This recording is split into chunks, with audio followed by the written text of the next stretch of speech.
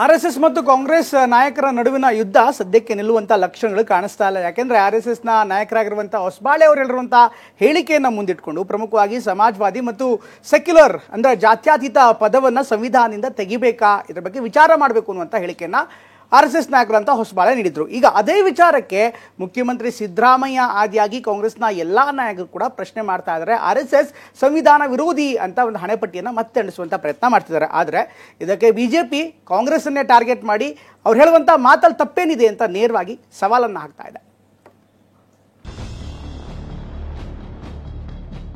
Preamble शाश्वत रूप से क्या सोशलिज्म के विचार आइडियोलॉजी के नाते क्या शाश्वत है भारत के लिए? क्या वो रहनी चाहिए? प्रस्तावना में ये विचार होना चाहिए. ಮನುಸ್ಮೃತಿ ಜಾರಿ ಬರಬೇಕು ಅಂತಕ್ಕಂಥ ಮನಸ್ಥಿತಿ ಇರ್ತಕ್ಕಂಥವ್ರು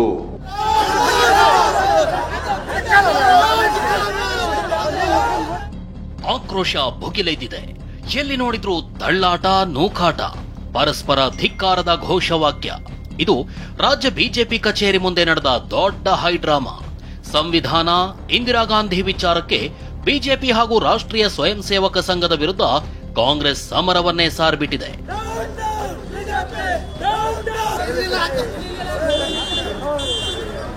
ಅಸಲಿಗೆ ಈ ವಿವಾದ ಶುರುವಾಗೋದು ಆರ್ಎಸ್ಎಸ್ ಪ್ರಧಾನ ಕಾರ್ಯದರ್ಶಿ ದತ್ತಾತ್ರೇಯ ಹೊಸಬಾಳೆ ಕೊಟ್ಟ ಹೇಳಿಕೆಯಿಂದ.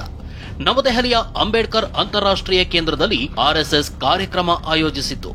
ಈ ಕಾರ್ಯಕ್ರಮದಲ್ಲಿ ಮಾತನಾಡಿದ್ದ ದತ್ತಾತ್ರೇಯ ಹೊಸಬಾಳೆ, ಸಂವಿಧಾನದ ಮೂಲ ಪೀಠಿಕೆಯಲ್ಲಿ ಜಾತ್ಯತೀತ, ಸಮಾಜವಾದ ಅನ್ನೋ ಪದಗಳಿಲ್ಲ.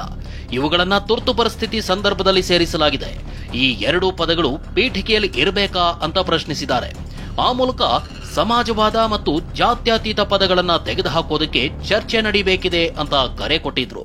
भारत के संविधान के प्रस्तावना में प्रियम्बल में दो शब्द जोड़े गए हैं. दो शब्द जोड़े हैं. हम सब लोगों को मालूम है सेक्युलरिज्म और सोशलिज्म के. प्रियम्बल शाश्वत रूप से क्या सोशलिज्म के विचार आइडियोलॉजी के नाते क्या शाश्वत है भारत के लिए? सेक्युलरिज्म का शब्द संविधान में नहीं था, प्रस्तावना में जोड़ा है. विचार में होंगे सेक्युलरिज्म के, बाकी गवर्नमेंट पॉलिसीज में है, स्टेट पॉलिसी में है, वो अलग बात है. बाद में इसको निकालने के प्रयत्न हुआ नहीं है. तो क्या वो रहनी चाहिए? प्रस्तावना में ये विचार होना चाहिए. ದತ್ತಾತ್ರೇಯ ಹೊಸಬಾಳೆ ಅವರ ಈ ಹೇಳಿಕೆ ಕೈಮನೆಯನ್ನ ಕೊತ ಕೊತ ಕುದಿಯುವಂತೆ ಮಾಡಿದೆ. ಬಿಜೆಪಿ ಇಂದಿರಾ ಗಾಂಧಿ ಅವರನ್ನ ಅಪಮಾನಿಸಿದೆ ಅಂತ ಇವತ್ತು ಕಾಂಗ್ರೆಸ್ ಕಾರ್ಯಕರ್ತರು ಬಿಜೆಪಿ ಕಚೇರಿಗೆ ಮುತ್ತಿಗೆ ಹಾಕೋದಕ್ಕೆ ಯತ್ನಿಸಿದ್ರು. ಈ ವೇಳೆ ಕೈಪಡೆಗೆ ಕಮಲ ಪಡೆ ಎದುರಾಗಿದೆ. ಎರಡೂ ಪಕ್ಷಗಳ ಕಾರ್ಯಕರ್ತರು ಪರಸ್ಪರ ಧಿಕ್ಕಾರದ ಘೋಷಣೆ ಕೂಗಿದ್ದಾರೆ. ಬಳಿಕ ಪೊಲೀಸರು ಕಾರ್ಯಕರ್ತರನ್ನ ಪೊಲೀಸ್ ವ್ಯಾನ್ ಹತ್ತಿಸಿದ್ದಾರೆ.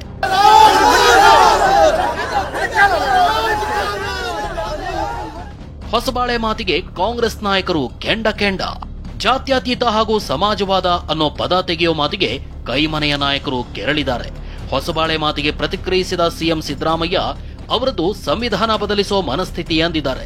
ಮತ್ತೊಂದು ಕಡೆ ಗೃಹ ಸಚಿವ ಪರಮೇಶ್ವರ್, ಸಂವಿಧಾನದ ವಿಚಾರದಲ್ಲಿ ಕಾಂಪ್ರಮೈಸ್ ಆಗೋ ಮಾತೇ ಇಲ್ಲ ಅಂತ ಹೇಳಿದ್ದಾರೆ.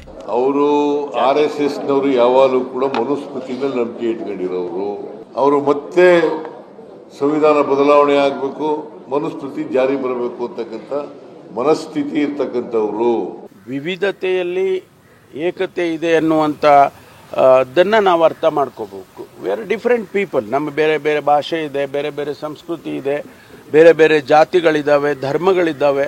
ಇದೆಲ್ಲವನ್ನು ಒಟ್ಟುಗೂಡಿ ನಮ್ಮನ್ನು ಒಂದು ಬಾಂಡಿಂಗ್ ಆಗಿ ಇಟ್ಟಿರ್ತಕ್ಕಂಥದ್ದೇ ಸಂವಿಧಾನ. ಅದನ್ನು ಕಾಂಪ್ರಮೈಸ್ ಮಾಡೋದಕ್ಕೆ ಯಾವುದೇ ಅವಶ್ಯಕತೆ ಇಲ್ಲ ಮತ್ತು ಅರ್ಥನೂ ಇಲ್ಲ. ನೀವು ಅವರು ಸಮಗ್ರವಾಗಿ ಸಂವಿಧಾನನೇ ಬದಲಾಯಿಸ್ತೀವಿ ಅನ್ನೋದು ಥಿಂಕಿಂಗ್ ಇದೆಯಲ್ಲ ಅವ್ರದ್ದು. ಸಮಾಜವಾದ ಮತ್ತು ಬರೀ ಎರಡು ಪದ ತೆಗೆಯೋದ್ರ ಬಗ್ಗೆ ನೀವು ಹೇಳ್ತಿದ್ದೀರಿ. ಅಮೂಲಾಗ್ರವಾಗಿ ನಾವು ಸಂವಿಧಾನನೇ ಪರಿಷ್ಕರಣೆ ಮಾಡ್ತೀವಿ ಅನ್ನೋದು ಕೂಡ ಅವ್ರ ಚಿಂತನೆ ಇದೆ.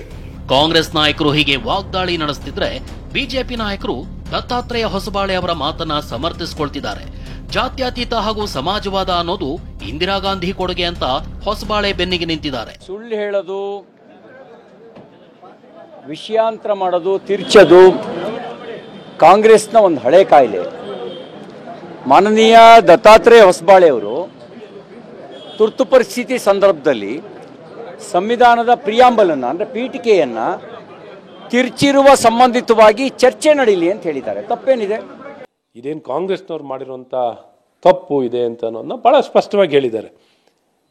ಏನು ಇವತ್ತು ಸೆಕ್ಯುಲರ್ ಅನ್ನೋಂಥದ್ದು ಮತ್ತು ಸೋಷಿಯಲಿಸ್ಟಿಕ್ ಅನ್ನೋಂಥ ತಿದ್ದುಪಡಿಯನ್ನು ತಂದಿರೋರು ಕಾಂಗ್ರೆಸ್ನವರು, ಇದು ಬಾಬಾ ಸಾಹೇಬ್ ಅಂಬೇಡ್ಕರ್ ಅವರು ಕೊಟ್ಟಿರೋದಲ್ಲ ಅಂತ ಭಾಳ ಸ್ಪಷ್ಟವಾಗಿದ್ದು ಇಂದಿರಾ ಗಾಂಧಿ ಅವ್ರದ್ದು ಕೊಡುಗೆ ಅಷ್ಟೇ. ಸಂವಿಧಾನ ಪೀಠಿಕೆಯಲ್ಲಿರೋ ಪದಗಳ ಬಗ್ಗೆ ಸಿದ್ಧಾಂತದ ಚದುರಂಗದಾಟ ನಡೀತಿದೆ. ಕೈಪಡೆ ಆ ಎರಡೂ ಪದಗಳು ಸಂವಿಧಾನದ ಉದ್ದೇಶ ಅಂತ ಹೇಳಿದ್ರೆ, ಸಂಘ ಪರಿವಾರ ಹಾಗೂ ಬಿಜೆಪಿ ಎರಡೂ ಪದಗಳು ಕಾಂಗ್ರೆಸ್ನ ಹೇರಿಕೆ ಅಂತ ಪೀಠಿಕೆ ಚರ್ಚೆಯನ್ನ ಜೀವಂತವಾಗಿಟ್ಟಿವೆ. Bureau report, TV9.